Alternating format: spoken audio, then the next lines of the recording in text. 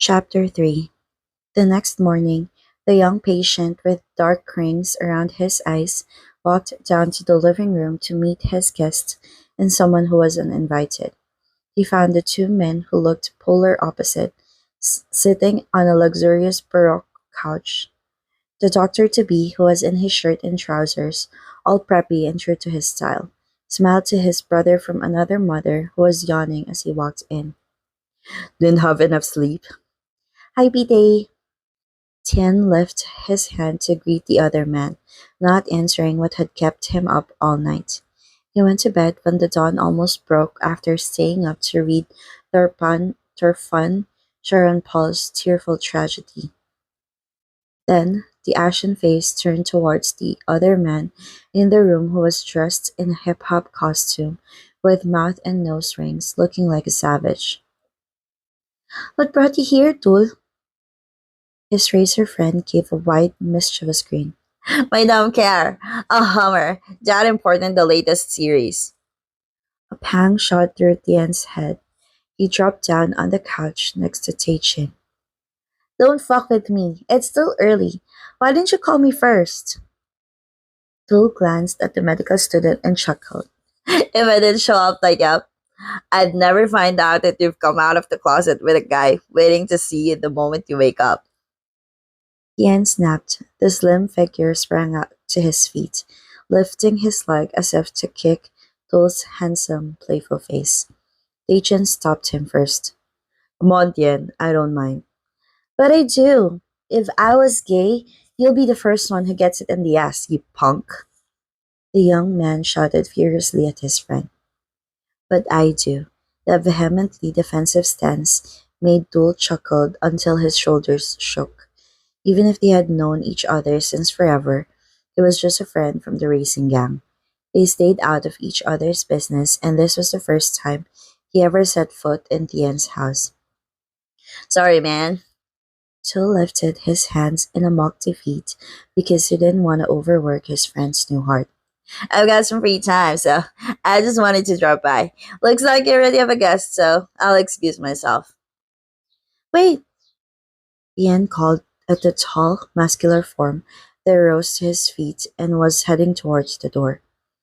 Bull turned around, cocking his eyebrow to ask, What?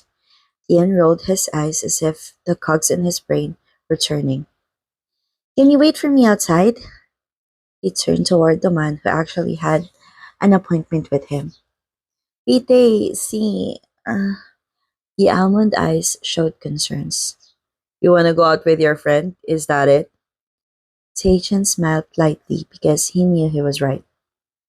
I don't mind, but please, don't do anything that will make your mom strangle me later.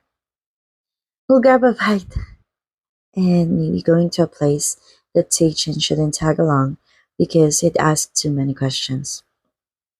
Promise me you won't come home late.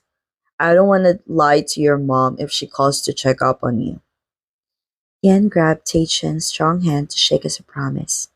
I promise. I'll be back in the evening. Sorry, though, to make you come here for nothing. That's new. Yan apologizing. Taichin thought. Perhaps he was getting the older version of a brother back at last. He touched the younger man's shapely head and messily ruffled the soft hair with a grudged adoration. Then go ahead. Just call me whenever you want and I'll take you home. In case your mom comes home early, I don't need to make an excuse for you. The young man nodded in agreement before rushing off. Dul was already waiting, leaning against his huge, imported four-wheel jeep. Ian pulled open the door and got into the car without a word, making Dul protest. What the actual fuck? You're going with me, but where? Even if he was complaining, Dul stepped into his car and ignited the engine. Can you take me to eat something around Ramatu Hood? Why Ramatu? Can we just hang out around your hood? There are plenty of cool places here in Sukhumvit. Sukhumvit is one of the most well-known and biggest business areas in Bangkok. Stop asking the questions and just drive. Ian barked at his friend. The jeep finally darted off from the mansion. There was a place he wanted to go to, but he couldn't ask Taichin to take him there because there would be too many questions he couldn't answer. Luck was on his side that Tool visited him. One good thing about the racing guy was him staying out of people's business and not being nosy, which fit perfectly to Thien's plan. Yet the other man seemed to be out of character today. After they had cut through the traffic jam on a suspension bridge, Dole glanced at the man on the passenger's seat who kept staring at Google Map on the phone and acted as a navigator. Even if he didn't really know what was going on in Tien's head, he was certain it wasn't about grabbing something to eat. Take the left turn. Tien pointed at the small traffic light ahead. Dole did as he was told and kept driving until they were in a small soy, flanked with single houses and lush green trees. As he saw Tien craning his neck and looking at the houses, he couldn't help asking, even if he didn't like to pry. Whose house are you looking for? The slim figure jumped, being caught red-handed. A food shop. I'm not a fucking fool, you spoiled brat. The brat looked nervous. Then he caught a glimpse of a sign. Right there! Stop! But the big vehicle took a while to come to a complete stop, meters away from the destination. Tool asked his friend, who craned his neck towards the back. Want me to turn around? Which house is it? Ian was looking at the rusty green fences that surrounded a space full of tall trees. A roof of a two-storied house peeked through the canopy, and he caught a glimpse of a brick wall. Ian looked back and looked down. His eyes were filled with confusion. He just wanted to see with his own eyes, and now he did. No need to go further, right? So what's next? Tool asked, impatient. Nothing, just drive ahead. What the actual fuck, man? Make up your mind, won't you? The hip hopper frowned and stomped his foot on the accelerator to express his frustration. Finally, they got to find something to eat. The big Hummer was parked in front of a roadside Raadna food shop. Raadna is a Thai dish with sticky soup and different types of pasta or noodles and meat. Tul was gulping his Coca-Cola to quench his thirst and slammed the bottle on the stainless table. I don't want to snoop, so just spit it out. Why the fuck you made me drive all the way here? Don't get mad. I'll buy you 10 plates, alright? Ian avoided answering the question, but a man as cunning as Tool, being a son of a mafia, wouldn't back down. You still haven't answered my question. What's with all the fuss? Ian pretended to be offended to fend off the Inquisition. Fine. If you don't want to talk, then don't. You're paying, he said. Great. I'm gonna rip you off at every shop I can think of.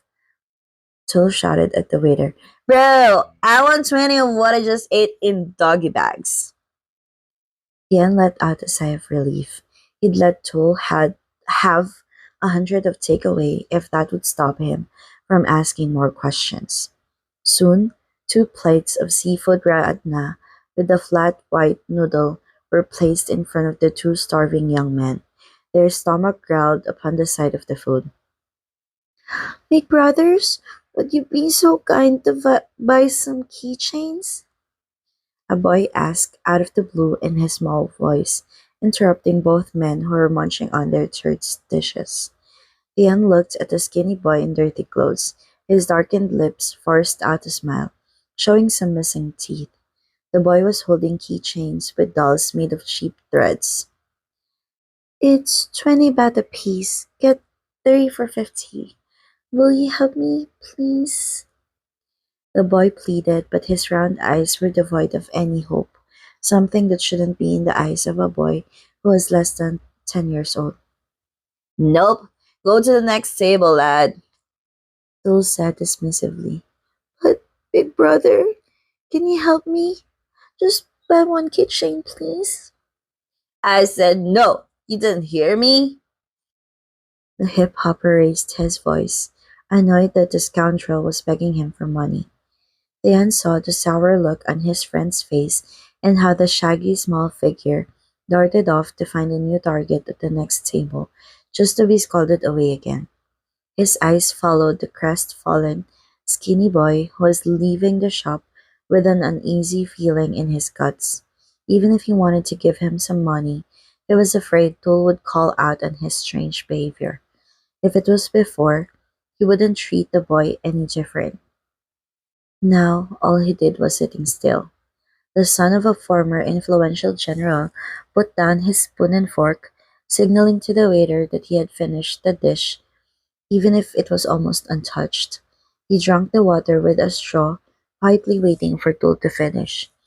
As his eyes wandered out of the shop, he caught a strange movement. A chubby woman was manhandling the boy who had tried to sell keychains to them, lifting her hand up to repeatedly beat the tiny figure. Aunt Nim often beat me with a clothes hanger whenever she was displeased with me. Or is this just a new kind of hell after I've escaped one where my drunken dad always beat my mom up till she ran away from us, leaving a 7-year-old me to face this cruel fate alone? Tian shot up from his chair, and the stainless legs scraped the cement floor, making a loud screech. He was hearing a heartfelt plea from the diary that was meant to reach someone who would listen. He ran off, and people in the shop, including Tool, stared after him. Dan! Tool shot to his feet, alarmed, and looked around confused. Once he knew what to do, he fetched out a 1,000 baht note and put it on the table. 1,000 baht is the biggest banknote in Thai currency that's used in an everyday life. Is he out of his fucking mind? Fuck! The hip hopper cursed, losing his nerves, and rushed after his friend. Have people become accustomed to the sight of a mother violently beating her child? All the passerby looked away, and no one wanted to help the boy. Perhaps it would take someone from the other strata of society like him to stop the abuse. Sister, stop! You're hurting him! Ian stuck out his arm to bar the woman from the child. The woman, who was much older than he was, shot him a sour look. Fuck off! I gave birth to him so I could beat him to death. Hearing the words, the boy shrieked in fear. The mother tried to grab his already bruised arm, but the nosy Samaritan was in her way. What has he done to you that you have to hurt him like this? Tian shouted, confused. The fuming woman beat his arm until the skin turned red. He didn't make any dime today. What are we going to eat? And the powder milk for the baby? We're freaking starved. She screamed at the top of her lungs and slammed her fist on the man who was blocking her on his chest. Yan fell backward as a dull pain shot through his chest. He was hunching down, a sweat broke off on his forehead, and the handsome face went pale, unable to breathe. Hey, what the fuck have you done to my friend? The knight in the shining armor, who wasn't afraid to be rude to children and women, came to her rescue. Tool took his friend by the shoulders, supporting him. Are you alright? He was afraid Tian was stricken. I'm okay. Tian pulled himself away from Tool's arms and stepped towards the mother and the child. They took a step back, uncertain of his next move. The light brown eyes glared at both of them, and he forced the words out with his remaining strength. You want money, don't you? Yes. Are you going to give it to us? If I give you money, will you stop hitting him? As long as he makes money, he won't get beaten up. She dug her nails in the boy's thin shoulder as if he couldn't feel the pain, as if he wasn't a living and breathing human being. The boy's face writhed in pain and he started crying again.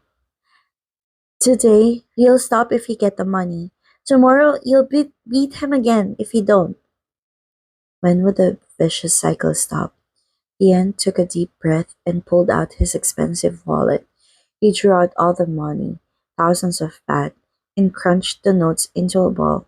These pieces of paper could buy someone's humanity, and threw them at the feet of the woman and the boy as if the money was trash. Take them. If you know how to spend it wisely, your boy can be off the streets for a while. If she knew how to use it for an investment, she'd make even more thousands. But that idea would never come to someone like her. The woman jumped down and grabbed the money as if fearing someone would take it away from her. She thought this young man was crazy, and all he did was asking stupid questions, even if the truth was as clear as day. But he confirmed what she'd already known, that the more tormented the boy was, the more cash she could milk from his suffering. An ugly grin appeared on the woman's face, and Tian was disgusted that she was being dubbed a mother. She dragged the boy away, shouting at him for his insolence and not bothering to thank the young man who'd given her the cash. Tul watched the scene that made zero sense to him and turned towards Tian, a friend from his racing gang who was about to explode and was clenching his fists, pressing his lips as if trying to suppress the emotions. Before he could open his mouth to ask, Tian spoke up first. Does money matter that much? Um, the son of a godfather was confounded. He scratched his head until his hair became disheveled, and he answered, Sure does. Otherwise, you and I wouldn't be enjoying the life we live. Without money, we wouldn't do much better than that poor kid. So that's the way things are, Ian murmured. Even if we couldn't choose our family, we could choose the way we live. Sure, someone had said so, but he understood it now that some people didn't even have a choice. Is this the real meaning of being underprivileged? Darfan was lucky that she was educated at a municipal school in the province she had lived. Once moved to Bangkok, she enrolled in a temple school that required minimal expenses. Education expanded her world. This must have been the reason why she wanted to pass on this small opportunity to children in remote areas. So remote there was no electricity. Ian pressed his lips as if he was making the final decision. The brown almond eyes that looked up at Tul shone with a determination that brought goosebumps. Can you take me back there? Tul was baffled. Where? The same soy we were earlier, Tian deadpan. Because now I know where I want to go. The big hammer headed into the tiny soy it had been earlier, but this time the destination was clear. The driver killed the engine in front of a rundown, homey greenhouse with only one indistinct thing at the facade, a wooden sign with the name, Sang Thong Foundation. Dole turned to the guy next to him. Was this really their destination? It was a place unbefitting racers. He was wondering if it was Tian's brain that the surgeon had replaced, not the heart. You can leave now. I've got something to do. Tian told his friend off because he didn't want Dole to pry any further. But before he pushed through the gate, Dole spoke up. Mr. Fan, a volunteer teacher at Sangtong Foundation. Tian stopped in his track and turned to give a sour look at his friend. You've read? Sure did. Why all of a sudden you wanted me to look into the girl Visanu killed?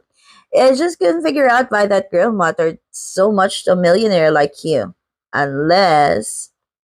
Tool smiled wryly, his eyes squinting like a fox as he leaned in. She was your chick?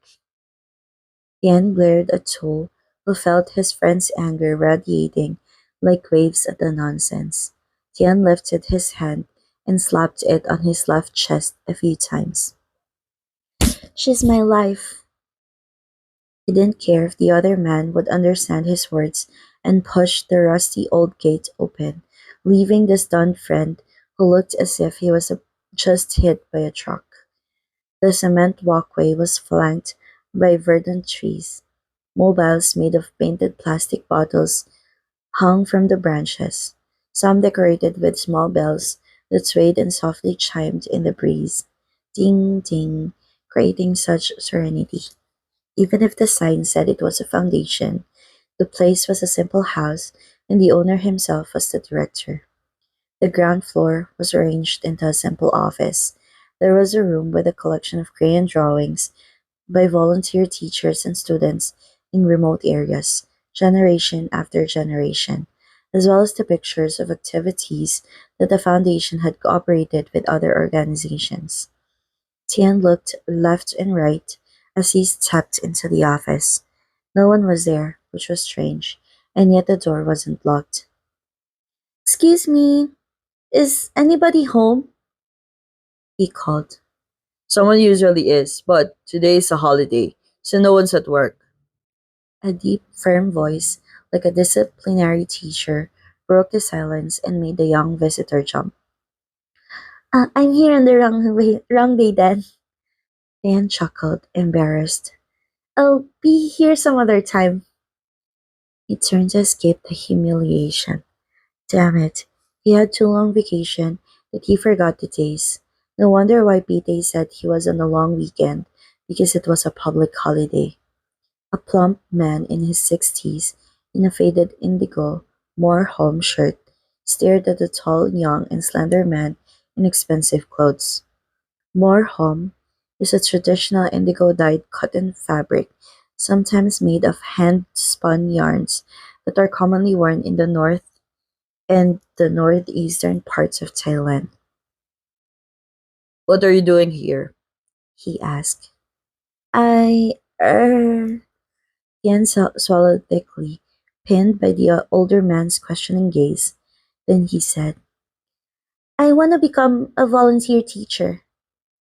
The thick eyebrows that were turning gray rose in surprise, hearing an unexpected answer from the wealthy young man.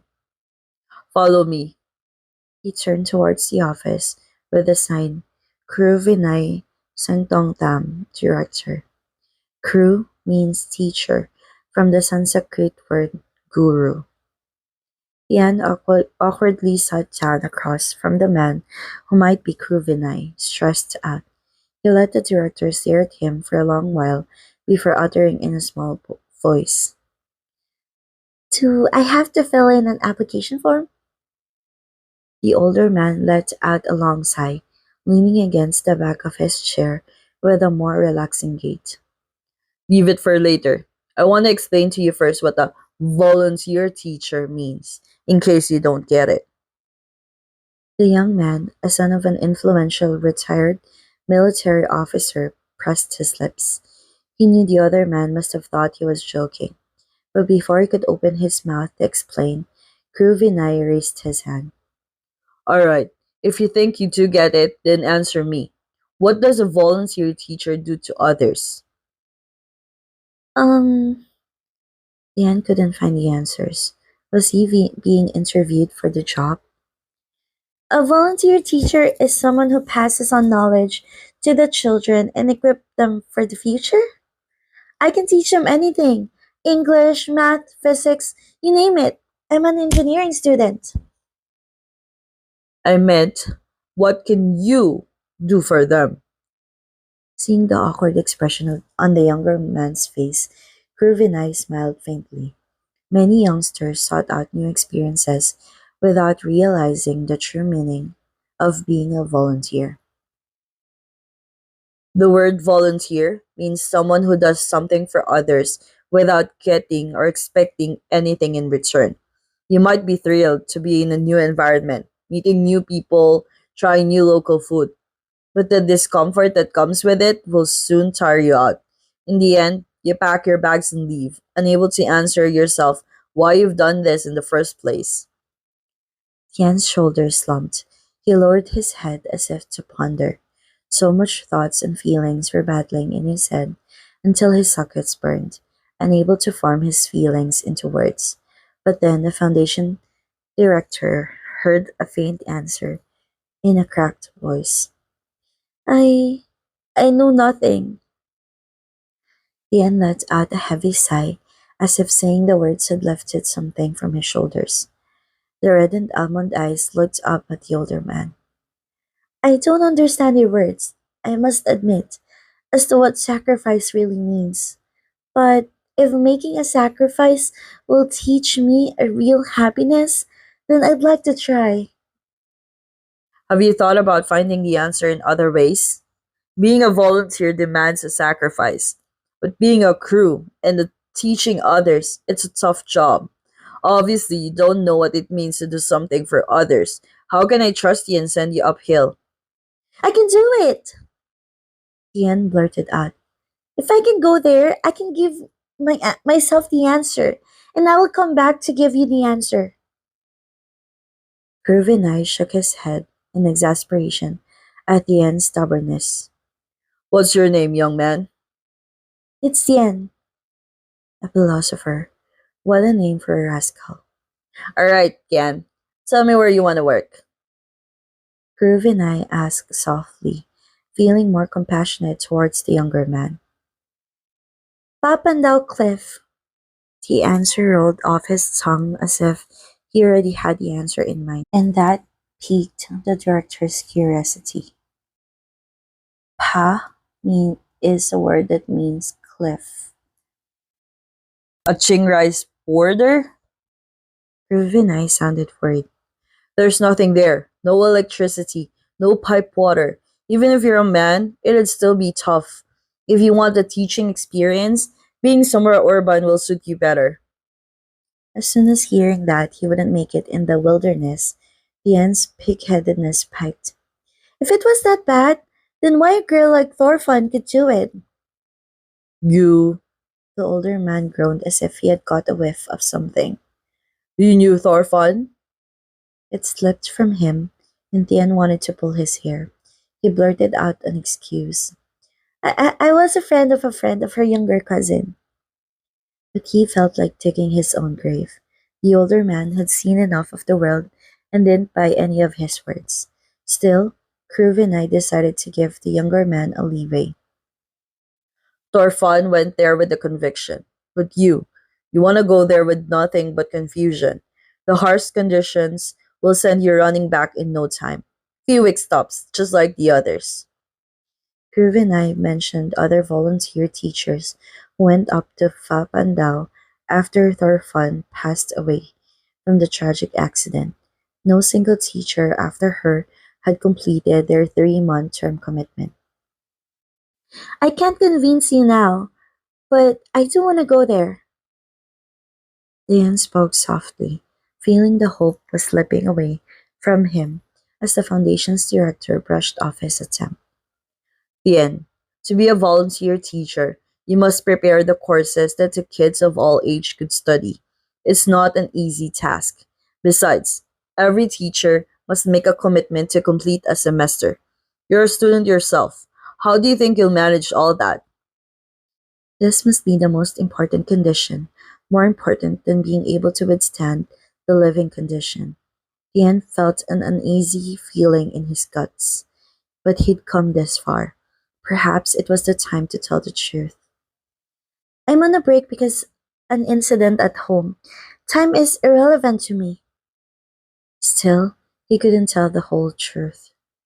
Groovin eyes stared at the handsome face that resembled a Korean idol, finally resigned.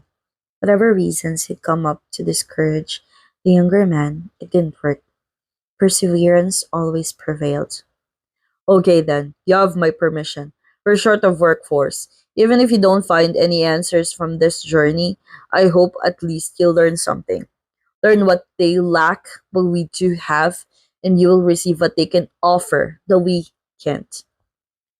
The older man saw how Thien was frowning upon his words, so he continued. Don't overthink things. You'll understand once you're there. Thien nodded in agreement, even if he didn't get it. Just let him go uphill, and words wouldn't matter. He didn't care one bit. What do I have to do? Groovy and I pulled out an application form with spaces to fill in personal data and handed it to him. When your document is ready, our admin will be in touch. Papandao is under supervision of a military camp at the borders. Thank you. Ian started scribbling as quickly as possible before the director could change his mind. He walked out of the office feeling overwhelmed. He achieved what he had come for, even if he didn't know if he had made the right call, by following into someone else's footstep and fulfilling another person's dream. Could it be just an impulse born from the desire to break away from the mental cage that had imprisoned him for so long? Ian stopped in his track. His eyes were filled with confusion. He balled his hands into fists, then released them. Maybe he had gone mad for wanting to be a hero who saved the human race. But these two hands, ones that had harmed himself and those around him all along, could he use them to do something good for someone else? The wealthy man, born with a silver spoon, shook his head to drive away the reluctance. Once he'd made up his mind, he must fulfill his words as a man of honor. There was no turning back now. Once he stepped out of the old run-down green fences, Tian was surprised to find the big Hummer waiting for him. He peered into the vehicle that had been revved up so the aircon was working and saw Tu laying playing with his phone. One slender hand knocked the dark tinted window. The guy jumped and rolled it down. What took you so long? Why are you still here? Well, you gave all the money to the mom and son beggars, so I figured you wouldn't be able to go home with an empty pocket. Yan cocked an eyebrow, surprised at the answer. Since when have you become so good-hearted? Tool must have forgotten he had a cell phone, which meant he could call a taxi or someone to pick him up. Just shut up and get in the car. Tool hurried his face, annoyed with sarcasm. Ian shrugged. He opened the door and slid into the passenger seat. Once the car moved, everything went silent, except for the soft rock music from the radio. Done with your errand? Tool asked out of the blue, and Tian became suspicious. It was just a dumb question that led into a deeper conversation. If not, I wouldn't have left. What a weird thing to ask. Just spit out what's on your mind, he said dismissively. Well then, let's cut to the chase. Tool exhaled sharply, as if letting out all of his frustration. Their was an organ donor, and you were on the list. If she wasn't dead, you wouldn't have made it. What a coincidence, right? The almond eyes widened and glared at the other man. You told your men to investigate and hung around to talk to me about this? Easy, man. Tool knew better to stay out of other people's business, and he believed his friend was going insane. I don't know how you figured out that the girl was your donor, but you just took her organ. It's a heart, not a brain. The piece of meat has no memory, so you don't have to live her life for her. That's not true. Yen wanted to object, but he bit down his lips. If his heart didn't have memories, then why did it beat so hard seeing the picture of the officer? He closed his eyes and tried to calm down, then answered in a plain, firm voice. Whatever you thought you knew, do not get in my way. What I'm going to do, I've thought it through. The son of a nightclub mogul clicked his tongue in frustration that he couldn't stop his friend from going ahead with the plan. If I'm not wrong, you were here to apply to be a volunteer teacher. Kill, just like she did, right? Hiding the truth was futile. Tian nodded silently, followed by a long whine from Do. I fucking knew it. What made you want to walk in her footsteps? Your life and hers were worlds apart.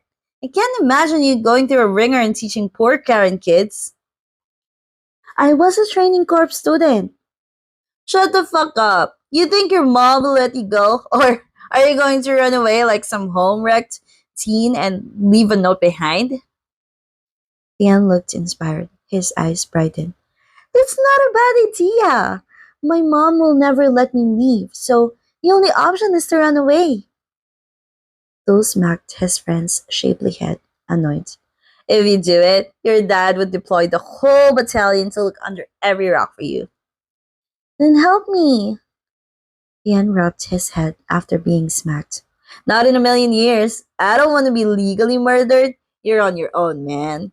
I'm going to stay so far away from this whole mess. All right, stay clear, but keep your mouth shut and tell no one. Tian was relieved that his friend finally agreed to keep the secret up between them. Tu was a man of his word, as long as a barrel of gun wasn't prying his lips open.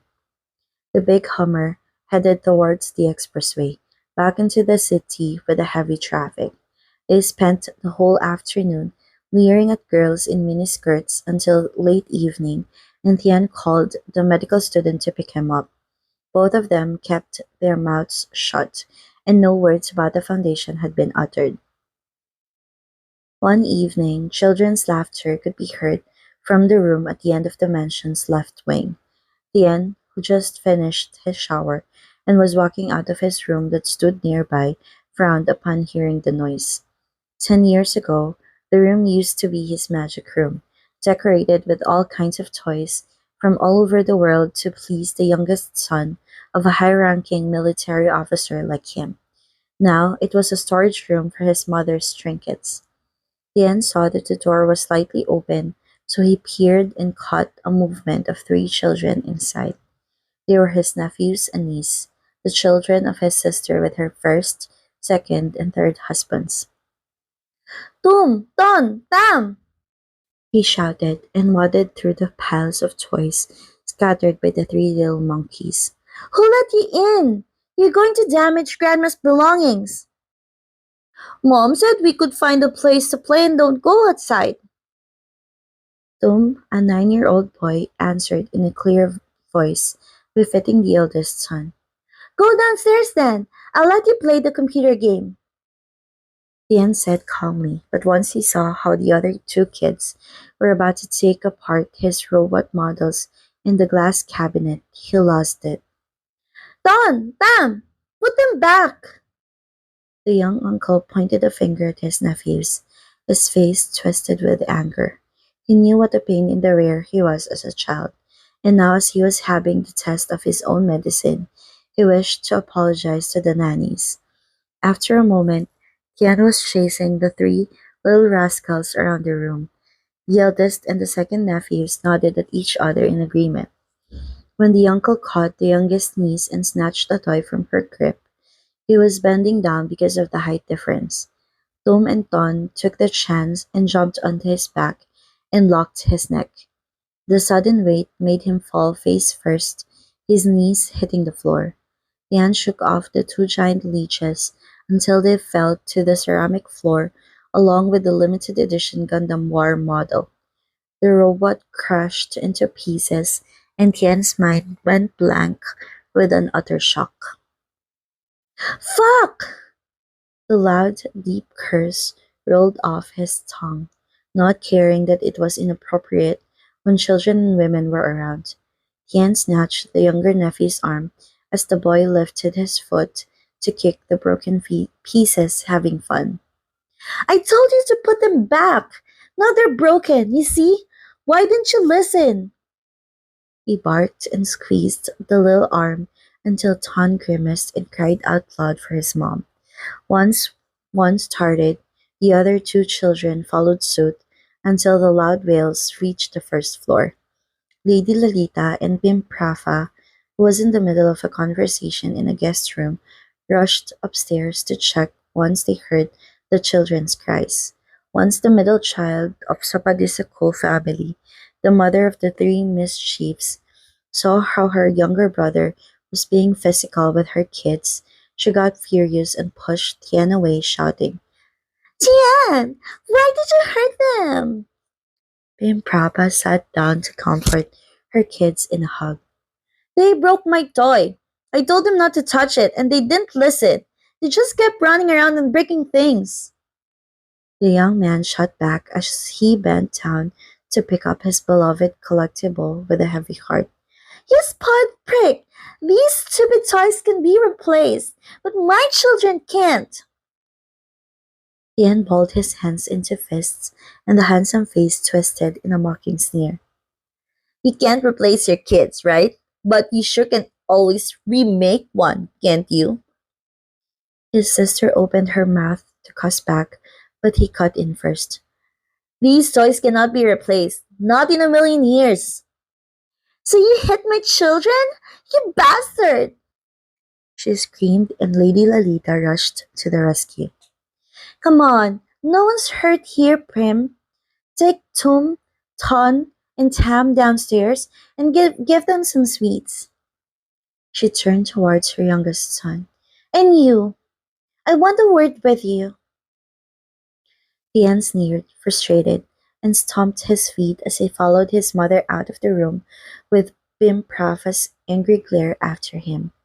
The mother and the son went into the general's office that wasn't occupied. Tian dropped into a chair, annoyed. I didn't hit Dawn. Bim was overreacting like always. She spoiled them rotten, and once they're grown up, she's going to regret it. He whined. Like I did? You yourself never listened to anyone. You were always the one with mischief. That's why the nannies always quit. He couldn't argue about that. Still, he couldn't back down. But you never took my side like you're doing for them now. Lady Lalita shook her head in resignation, saying softly, You don't need to bring up the past. How old are you now? How old are they? You're an adult, and I suggest you learn how to calm down. I would be calm if they didn't break my toy. That robot was the first birthday present when the whole family was present. He stopped the words from revealing his innermost feeling. Forget it, Mom. He waved his hand dismissively. Fine, I was too hot headed. I shouldn't have shouted at or mistreated my beloved nephews. The mother let out a long sigh at the sarcastic retort. She stepped closer and lifted her hand to pet the shapely head. I'm glad to hear that you realized violence doesn't solve anything. The young man went silent. The light brown eyes were filled with a deep guilt. If he hadn't gone through a near death experience, he would still be living the life that caused his mom constant heartaches. Was his decision to face the upside down world really the right call? Tian reached out and took the plump hand in his, holding it loosely. I don't want to hurt you anymore. Lady Lalita raised her eyebrows, surprised at her son's emotional yet peculiar words. Despite an agitation in her guts, she responded humorously. What's up with my son? Have you watched too many Chinese fantasy series? You sounded like you're about to say goodbye and embark on a martial art trip to Mount Liang. Mount Liang is the famed mountain in Liangshan County, Shandong, China, popularized in Chinese literature. Tian threw himself and wrapped her around the waist, pressing his face against her shoulder. Who knows? Maybe I am. As long as it's not another race or staying all night at the club, I'm happy. I know. He didn't want to be reminded of his old reckless behaviors. Could you tell someone to bring the dinner to my room? I don't want to fight with Beam again. I will, my dear. Do you want some fruits too? I bought big Fuji apples today. Tian silently nodded and said, Tonight, I'll stay up to play the game and I'll be up really late tomorrow. Can you tell the servants not to bother me in the morning? I'll tell them. Tomorrow morning, your dad and I have military function to attend to. Anyway, Lady Lolita bent down and gave her seated son a soft kiss on the forehead. Don't train yourself too much and go to bed early. By nightfall, the whole mansion was in the dark, except for one room on the second floor that was still brightly lit. A brand name traveling backpack that Tian had ordered online was stuffed with both necessities and non necessities. The young man busied himself in front of the closet and picked out a dark, lightweight, padded, windproof jacket along with a hat and a knitted wool scarf. Even if it was late rainy season at the beginning of winter, a staff from Seng Tong Foundation told him that Fa Pandao was freezing cold. Tian glanced at his fully charged laptop and weighted his options. There was no electricity up there, and definitely no internet signal. Alright then, no need to bring any of these. If he'd die from not being connected, so be it. The slender form dropped down on the bed, putting a hand on his forehead, turning restlessly. Something came up to him all of a sudden, so he sprang up and walked towards the shelf to rummage for the hidden diary. Tien flipped to the last page and looked before the fading blue ink would forever disappear. A never-ending story. A girl's dream was shining bright and undying, kept alive in this beating heart. Tian read the paragraph again and again until he remembered nearly all of the words. The pale brown eyes glanced at the photo, bookmarking the page with myriad of emotions. Would he meet the man at Pandau Hill? End of chapter 3.